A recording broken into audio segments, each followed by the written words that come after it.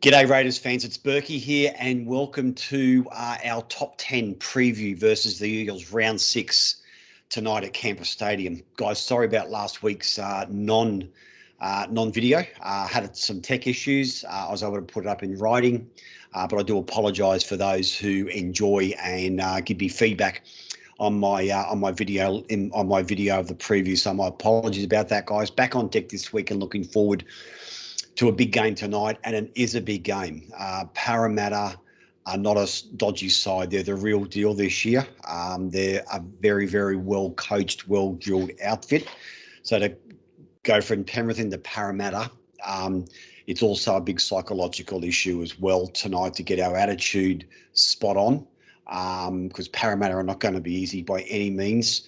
They had an off night last week against St George, so they'll be looking to come down to our home and do a job on it. So we've really got to start quickly with minimal errors, if any. But I'll come to that shortly about what we've got to do to make sure we get the chocolates. So Parramatta, I'm starting with Reid Mahoney, probably one of the best long passes out of dummy half in the NRL. His passes left and right are bullet-like. What that enables Parramatta to do, particularly Mitch Moses, will probably run the show tonight now that Dylan Brown's out. So what Reid Mahoney does very well is show a long, flat running pass to Mitch Moses on the fly. That gets Parramatta going forward at a rate of knots. So we've got to be very careful that we win that ruck.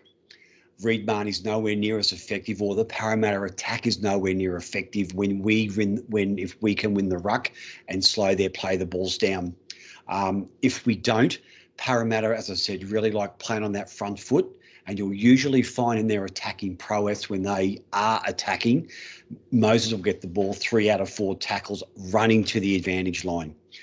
Mahoney won't do a lot of running out of dummy half himself like Josh Hodgson will, but his passes are extremely effective to their go-forward play. So we've got to keep an eye on that and make sure we're in that ruck area.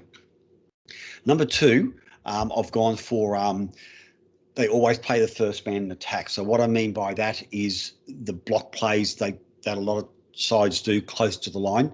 9 times out of 10, Parramatta will hit the front man coming onto the ball. So on the left-hand side last week was Isaiah Papali'i. On the right is Sean Lane. So 9 times out of 10, Moses plays right edge, and it'll be, I think it's Will Smith tonight will play left edge. They will usually hit the front runner close to the line.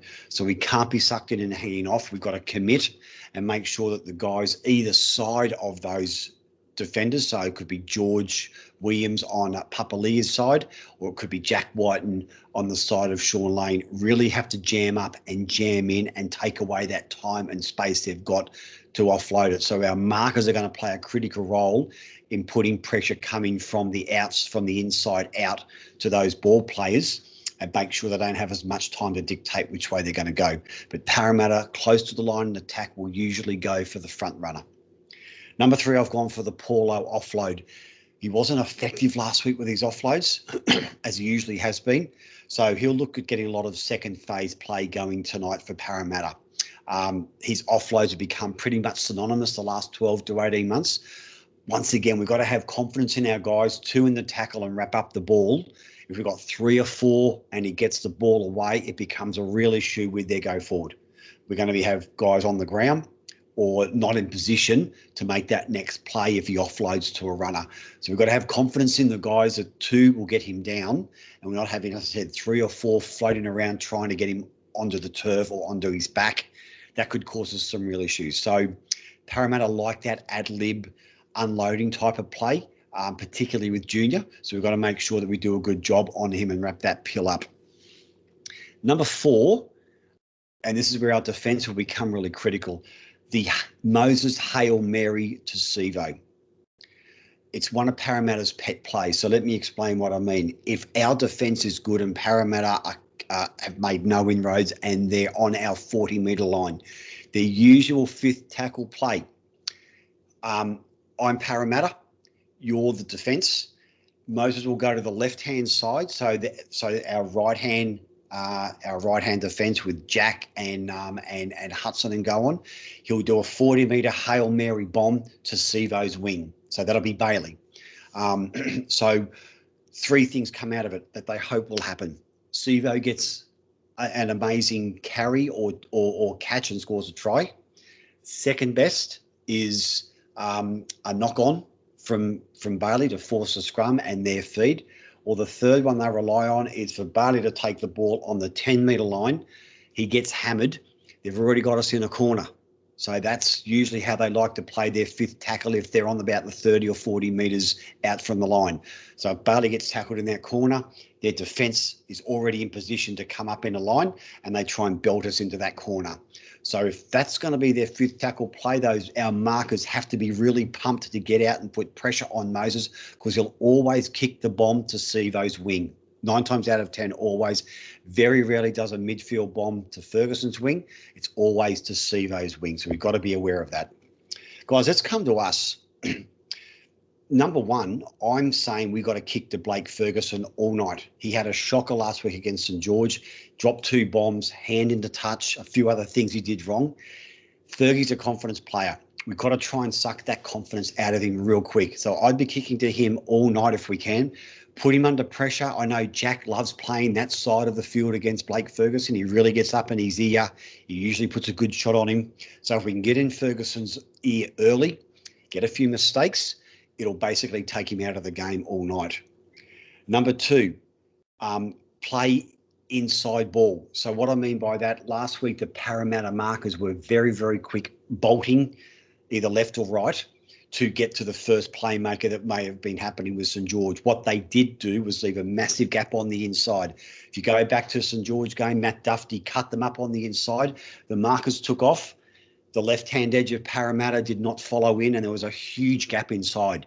So we've got to make sure that we keep that part of our game open. So the inside ball could be to Jordan Rapana, who'll be on that right side wing.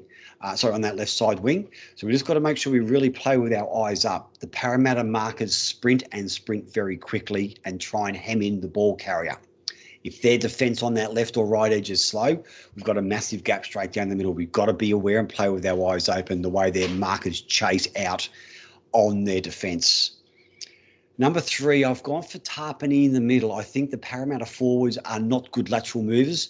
Paulo, Campbell Gillard, Dylan Brown, Nathan Brown, Sean Lane, those types of guys are not very good moving side to side. They're good going forward and back, but left or right, they're a little bit iffy. I think Tarpany floating around that middle with his footwork can suck a few of them in, 2 or 3 in, beat them with footwork and get an offload away to one of our edges, whether it's Hudson, whether it's Elliott, whether it's Jack.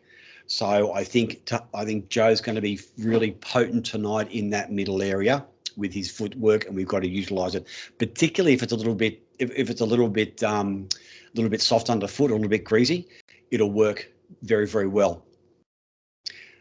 Number 4, I want to see George Williams straight in the attack tonight. Too many times last week he was just running across field, turning the ball inside. Penrith did a good job on him, chasing very hard from the marker, that inside chasing hard to George and pushing him out. So as soon as they did that effectively, he would start running across field.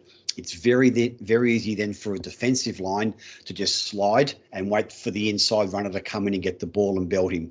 So George has got to eyeball someone in his run, and it's got to be a 45-degree angle run if he's going to turn someone inside, or a straight run and turn them inside. The moment you start going across field with an inside switch, you're just going to get hammered. So I just want to see George straighten the attack a little bit more tonight and take on the line if he has to. Number 5, who's going to pick up the work of Shans tonight? 250, 300 metres. I know Caleb Atkins is fullback. He's going to have a fair few metres, but I'm just a little bit concerned with Caleb in his first NRL game for nearly 2 years. Just that match fitness and the increase in speed that he hasn't played in NRL for a couple of years. That may find his legs a little bit iffy towards the end of the halves. So who's going to pick up that slack that Shans gives us, particularly around the ruck areas, that first or second gritty run that he does so well? Who's going to pick up that slack? I think Bailey has to. definitely Curtis Scott, first game back for 3 weeks, has to, and definitely Jordan. So they've got to really pick up that slack that Shans gives us so much grunt with coming out of our end. And the last one, guys, tonight, I think is intensity. We lost it a little bit last week after Jared's no try. We sort of just seemed to drop off the ball a little bit. Not our home ground. We got the crowd. They got the crowd involved after that no try that they lifted. We didn't match the intensity of going with them for a good 15 to 20 minutes after that, probably 30 minutes. And by that time, the game was nearly over, 10 to 15 minutes into the second half. So we just maintain our intensity. If things don't go our way, we just got to pick it up. Someone's got to get on the front foot and lead the team with a great tackle or a great or a great attack and raid, or just something to lift the team's intensity is most important in these type of games. So, guys, that's my top 10 for this week. As always, thank you so much for your support. Hit me up on Facebook. Hit me up on Twitter. I love your questions. Please subscribe to the podcast if you can. Give me a review either on YouTube or Apple or Spotify or wherever your favourite podcasts are. I'd love to hear your feedback on how we can improve the show and just any general commentary around the mighty Canberra Raiders. So, guys, can't wait for the game. Little over 4 hours and looking forward to it immensely. And as always, this is Bourkeys. Bleed green, out.